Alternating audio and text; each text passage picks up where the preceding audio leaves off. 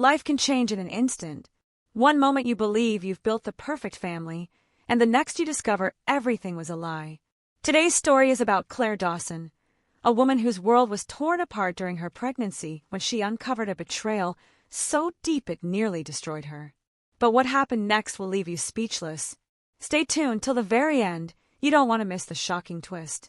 And if you enjoy stories of strength, resilience, and justice, make sure to like this video, subscribe to our channel, and hit the bell icon so you never miss out. For years, Claire Dawson believed she was living a dream. At 31, she was 6 months pregnant, glowing with excitement as she prepared for the arrival of her baby girl. She and her husband, David, had been together for years, building what Claire thought was an unshakable bond. She often told her friends how lucky she felt to have a husband who was supportive, charming, and dependable. Her best friend, Rachel, was just as much a part of that picture-perfect life. They had known each other since college, inseparable through every milestone. Rachel was the person Claire trusted with her secrets, her joys, and even her fears about motherhood. Between David and Rachel, Claire felt surrounded by love and loyalty. Her evenings were simple but sweet. She'd sit in the nursery, folding tiny baby clothes, dreaming of the moment she'd hold her daughter for the first time. David would sometimes pass by offering a distracted smile, and Claire chalked it up to stress at work. Little did she know, those distracted looks and late nights were hiding a truth that would soon crush her heart. Everything seemed ordinary, until one fateful day when a close friend showed up at her door, pale-faced and trembling. Claire had no idea that in just a few moments, her perfect world would collapse. It was a rainy Thursday afternoon when Claire's friend, Monica, showed up at her doorstep. Her face was pale, her hands trembling as she clutched her purse. Claire immediately sensed something was wrong. "Monica, what is it?" Claire asked, her heart already pounding though she didn't know why. Monica hesitated, eyes darting toward the floor as though searching for courage. "Claire, I saw David today," she whispered. "He wasn't alone. He was with Rachel." For a moment, Claire's brain refused to process the words. Her husband, her best friend. Together? She let out a shaky laugh, hoping Monica had misunderstood. "You must be mistaken," Claire said quickly, her voice cracking. "Rachel? No, not her. That's impossible." But Monica's eyes filled with tears as she pressed on. "I wish it wasn't true. They were leaving a hotel together. Claire, I saw them kiss right there in the hallway." The words slammed into Claire like a tidal wave. Her legs gave out, and she sank onto the couch, clutching her swollen belly instinctively, as if protecting her unborn child from the blow. Her heart raced, her ears roared, and she couldn't breathe. Her mind swirled with denial. Maybe Monica saw wrong. Maybe it wasn't David. Maybe it wasn't Rachel. But deep down, Claire knew. The late nights, the coldness in David's eyes, the excuses, it all made sense now. Hot tears blurred her vision as rage mingled with heartbreak. The people she loved and trusted most had cut the deepest wound possible. In that moment, Claire's safe, happy world shattered into 1,000 jagged pieces, and she knew there was no going back. That night, Claire waited for David to come home. The house felt suffocatingly quiet, every tick of the clock louder than her own heartbeat. She rehearsed what she would say, her hands trembling as she paced the living room, her swollen belly heavy with both life and fear. Finally, she heard the crunch of tires in the driveway, the sound of keys jingling, the door opening, and David walking in as though nothing was wrong. He tossed his tie onto the counter, loosening his shirt collar, oblivious to the storm waiting for him. "How long has it been, David?" Claire's voice cracked, but it was steady enough to stop him in his tracks. He froze, his brow furrowing. "What are you talking about?" he muttered, his tone already defensive. "Don't play games with me," she snapped, her eyes burning with tears she refused to shed. "Monica saw you. At the hotel. With Rachel." For a brief second, guilt flickered across his face, but it vanished as quickly as it came. He scoffed. "Monica's insane. She probably misunderstood." Claire's fists clenched. "She saw you kiss her, David. Don't you dare lie to me." His face hardened, and then, like venom dripping from a wound, the truth came out. "Fine," he spat. "Yes, it happened. You want honesty. Here it is. I'm not attracted to you anymore, Claire. Look at yourself. You've let yourself go. You're just pathetic. The words sliced through her like shards of glass. She staggered, pressing a trembling hand against her belly. Her child kicked inside her, a cruel reminder of the man standing before her, the man who was supposed to love and protect them both. Claire's world didn't just break that night. It bled. The air between them grew heavier by the second, thick with the stench of betrayal. Claire stood frozen, her body trembling, her mind screaming for this to be some kind of nightmare. But David's cold stare told her it was all real. "You're being dramatic," he muttered, running a hand through his hair as if he were the victim here. "Things haven't been the same for a long time. Rachel makes me feel alive. You're just needy. Always complaining. Always tired. You think I want to come home to that?" Claire's breath caught in her throat. "I'm 6 months pregnant, David," she whispered, her voice breaking. "Carrying your child. And you're telling me I'm the problem?" His lips twisted into a cruel sneer. "You're not the woman I married anymore. I can't help how I feel. I don't want this." He gestured at her swollen belly with disdain. "Or you." The room spun. For a moment, Claire thought she might collapse. But she steadied herself, hand instinctively covering her unborn daughter. Inside her, the baby shifted, as though reminding Claire she wasn't completely alone. "Do you even care about us?" she asked, her voice trembling but fierce. "Do you care about your daughter at all?" David's eyes flicked to her stomach, but only for a second. "Don't make this about the baby," he snapped coldly. "I'm done, Claire. I've moved on. Maybe you should too." And with that, he grabbed his keys, walked to the door, and left, without a backward glance. The sound of the door slamming echoed through the empty house, each vibration pounding against Claire's chest. She collapsed to the floor, sobs racking her body, her tears soaking into the carpet. Her husband was gone. Her best friend had betrayed her. And she was utterly, terrifyingly alone. The days that followed were a blur of pain and silence. Claire barely ate, barely slept. Every corner of the house whispered memories of David. The framed photos on the wall, the empty spot on the bed, the nursery she had so carefully prepared. It was unbearable. She knew she couldn't stay there. Not for herself, and not for the baby. So, with shaking hands and a heart that felt like it was breaking into shards, Claire packed what she could into 2 suitcases. Baby clothes, a few of her own essentials, and nothing more. The rest, the wedding album, the gifts from David, the life they built, she left behind. When she arrived at her mother's home, she was greeted at the door by warm arms and a face etched with worry. "Oh, sweetheart," her mother whispered, pulling Claire into a tight embrace. "You don't have to say a word. I know." It was the first time Claire allowed herself to truly cry. She sobbed into her mother's shoulder, releasing weeks of pain, betrayal, and fear. For the first time in what felt like forever, she felt safe. Not healed, but safe. Her mother became her anchor. She cooked her favorite meals, held her hand when the nights felt unbearable, and reminded her that she wasn't alone. "We'll get through this, Claire. You and the baby, you're going to be okay," her mother would whisper in the quiet of the night. Still, the silence of David's absence was deafening. No calls, no texts, no questions about the baby. It was as if he had erased them from his world. And while part of Claire longed for him to come back, another part began to realize the truth. She didn't need him anymore.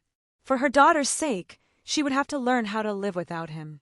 Pregnancy was supposed to be a season of joy, baby showers, nursery decorating, soft laughter shared between soon-to-be parents.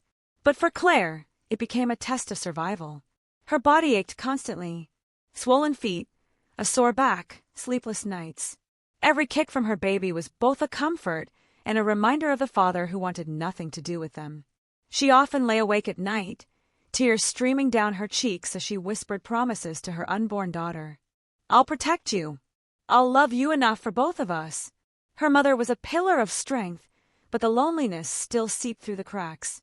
When her mom was at work, the house felt painfully quiet. Claire would sit for hours in the rocking chair meant for her baby, folding and refolding the tiny onesies she had brought with her. Sometimes she'd pick up her phone, tempted to call David and scream at him, beg him, demand answers, but every time she stopped herself. What was the point? He had made his choice. And then there was Rachel. The thought of her former best friend twisted Claire's stomach more than the worst pregnancy nausea. This was the woman she had trusted with everything, her secrets, her fears, her happiness. The betrayal cut so deep that Claire refused to even say her name out loud. She deleted every photo of them together, as if erasing her would somehow erase the pain. But the hardest part wasn't the physical exhaustion or the betrayal. It was the fear. How would she raise a child alone? Could she really do this? Late at night, when the world was silent, Claire would clutch her belly and whisper, "I don't know how, but I promise I'll find a way." She had no idea just how strong she was about to become. After months of carrying both a child and the unbearable weight of betrayal, the day finally came. Claire went into labor on a chilly autumn morning, her mother rushing her to the hospital as contractions gripped her body with relentless force. The delivery room was a whirlwind of nurses, doctors, and flashing monitors. But through the chaos, Claire's heart clung to one thought. This is it, the moment my life changes forever. Hours of pain and exhaustion blurred into one final push, and then a cry. A piercing, beautiful cry that shattered the darkness that had loomed over Claire's life for months. The nurse placed the tiny, wriggling baby onto her chest, and as Claire looked down, her world shifted. "Hello, Emma," she whispered, tears streaming down her face. The baby's small fingers wrapped tightly around her own, and in that instant, every wound, every heartbreak, every sleepless night seemed worth it. She no longer felt broken. She felt whole. David wasn't there, of course. No phone call, no flowers, no apology. But as Claire stared into her daughter's bright, curious eyes, she realized something powerful. She didn't need him. Emma was enough. More than enough. The first weeks were exhausting. Late-night feedings, diaper changes, moments of doubt. But each time Emma smiled or cooed, Claire found strength she didn't know she had. With every tiny milestone, she proved to herself that she could do this.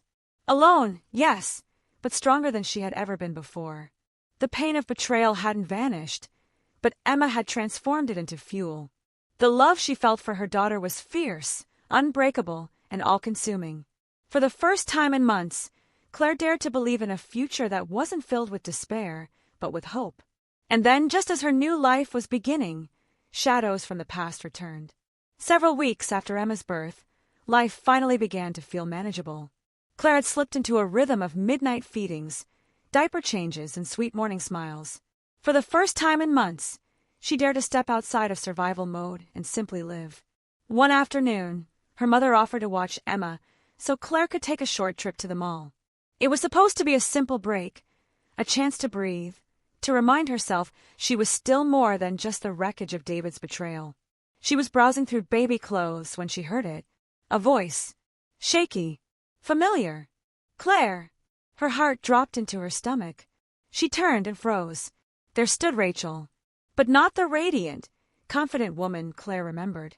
This Rachel was pale, disheveled, her eyes swollen from crying. And Claire's breath caught when she noticed the small swell of her stomach. Pregnant. Rachel rushed forward, tears spilling down her cheeks. "Claire, please, please don't walk away. I know I don't deserve even a second of your time, but I have to say this. I'm sorry. I'm so sorry." Claire said nothing, her body stiff, her heart pounding with fury and disbelief. Rachel's voice cracked as she continued. "David left me. After he lost his job, everything fell apart. He started gambling, drinking. And when I told him about the baby, he walked out. Just like he did to you."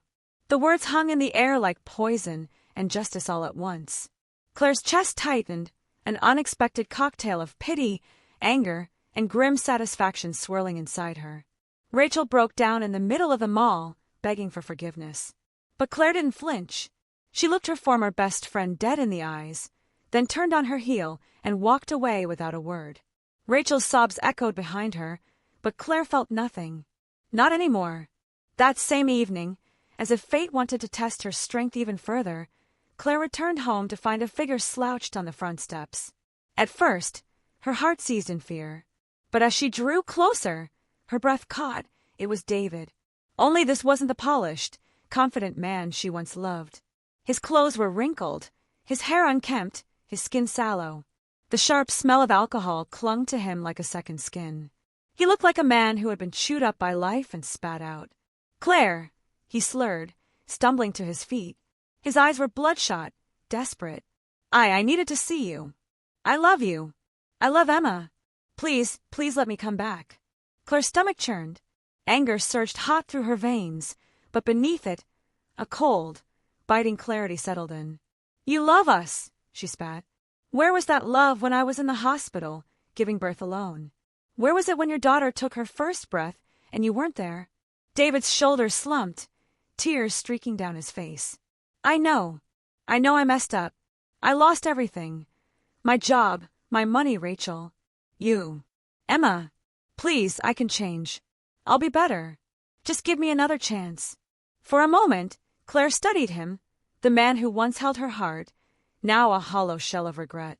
A part of her wanted to pity him, but then she remembered the cruel words, the betrayal, the endless nights of loneliness. "No, David," she said firmly, her voice steady despite the storm raging inside her. "You made your choice. You don't get to come back now, when it's convenient for you. Emma and we're better off without you." David crumbled on the doorstep, sobbing. But Claire walked inside, closed the door, and didn't look back. Inside, Claire leaned against the door, her heart pounding. The sound of David's muffled sobs outside echoed like a ghost of the past, but she felt no urge to open it again. Not this time. She climbed the stairs quietly and peeked into Emma's nursery. Her daughter slept peacefully, bathed in the soft glow of the nightlight, her tiny chest rising and falling with each innocent breath. Claire's eyes filled with tears, not of pain but of gratitude. In a single day, both Rachel and David had reappeared, broken and ruined by their own choices. And yet, Claire hadn't lifted a finger to destroy them. They had done it all themselves. She thought back to the months of betrayal, heartbreak, and nights she cried herself to sleep, wondering how she would survive. And now, here she stood, stronger, wiser, and no longer chained to the people who had tried to break her. Bending over, she kissed Emma's forehead gently. "You're my everything," she whispered. "And I promise you, we'll build a beautiful life. Just you and me." In that moment, Claire realized she had already won. She had something David and Rachel could never steal back: dignity, resilience, and a future worth fighting for. If you made it this far, thank you for watching Claire's journey. Her story reminds us that betrayal doesn't define us. Our strength does. What would you do if you were in Claire's shoes? Let us know in the comments below. And if this story moved you, don't forget to like this video, subscribe to our channel, and hit the notification bell so you won't miss more powerful stories we share every week. Until next time, remember, you're stronger than you think.